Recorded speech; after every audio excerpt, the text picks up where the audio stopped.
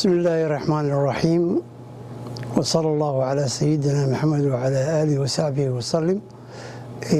anigoo ah injineer axmed murux waxaan joognaa hotel Soomaali baarakallah oo ah hoteeladeena intaqaanaa yani Soomaaliyeed yani oo ah meel aan ku soo hirano. waxaan idila socodsiinayaa walaalahay inkastoo aad ka warqabtaan walaalkay Ali Jibriil oo la waayay 1 December markuu ciyaalkiisii iskuulka geeyay kadib ilaa iyo haddana la la'yahay ayaa ilaa 1 December ilaa iyo haddeer ummaddu waxay ku mashquulsan tahay sidii loo heli lahaa. shirar badan ayaa la isugu yimid, guddiyaa la sameeyey. guddiga waxaa loo doorsay Cabdirasaaq Geelle inuu chair ka noqdo oo u dhaxeeyo booliiska iyo community-ga iyo intaqaanaa maxaa la yidhahdaa ehelka iyo qaraabada.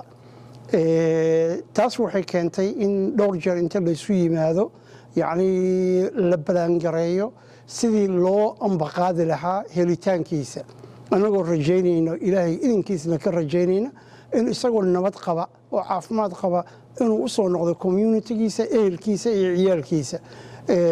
cali wuxuu ahaa nin member of the community-ga ah, nin ka qayb qaata wax walba, nin ahlu salaada, nin very active ka ah community-ga, nin family man ah, ciyaalkiisa iyo gurigiisa ka warqabo oo shaqaysta. cali wuxuu ahaa nin aad iyo aad ugu qiimo badan community-ga.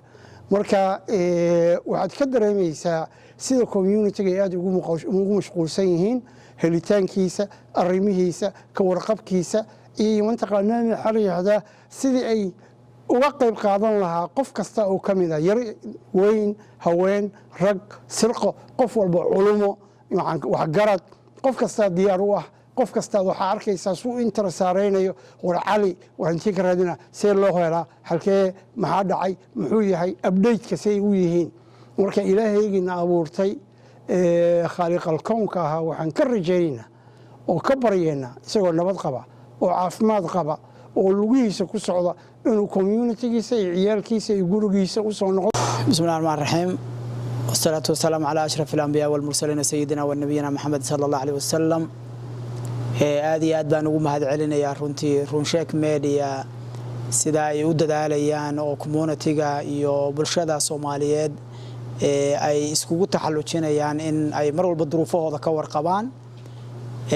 arrintan hadda aad caawa ka shaqaynaysaan oo xogtii la xiriirtay ninkii odaga ahaa ee reer Edmonton ee la waayay ninkii la oran jiray Cali Xuseen Jibriil ilaa iyo haddeerna sida aad xogta ku haysaan aan raq iyo ruux midna lahayn. ilaahay marka koobaad waxaan weydiisanaynaa subxaanahu wa tacaala inuu soo sakhiro. midda kalena bulshada waxaan rabnaa inaan la wadaagno inaan ilaa iyo haddeer wax macluumaad lahayn oo booliisku baaritaan buu ku jiraa, baaritaankoodii waa wadaan. bulshada Soomaaliyeed ee Edmonton iyo dhammaan Canada-na waxaan ka codsanaynaa in la garab istaago oo booliiska lala shaqeeyo, wixii macluumaad lagu beeriyo.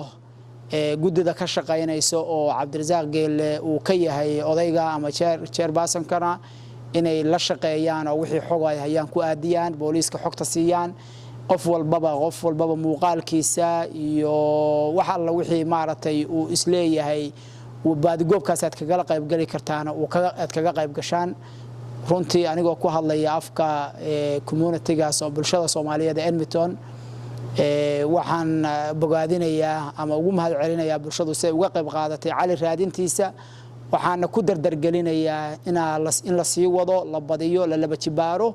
waad garan kartaan aabe ka maqan xaaskiisii iyo ilmihiisii iyo walaalihii iyo dadkiisii. ilaahayna waxaan weydiisanaynaa inuu subxaanahu wa tacaala soo biiciyo oo cali moogtahay raqda iyo ruuxa hadba qofka kii lagu hayo waa wax dhan. annagoo rajaynayna asagoo nabad qaba inuu yimaado, ilaahayna baryayna, dadkana waa codsanayaan ilaahay baryaan. marka baaritaankiisi wuu socdaa sidaas aad meediyaha ka maqasheen. wax ilaa iyo haddee raq iyo ruux lahaya ma jiro. inaad marka saa u ogaataan kana qayb qaadataan raaditaankiisa iyo meel alla meeshii wax un laga heli kara macluumaada in maaragtay la dabagalo. sidaasaan bulshada u soo jeedinaynaa. waana mahadsantihiin. asalaamu calaykum waraxmatullah.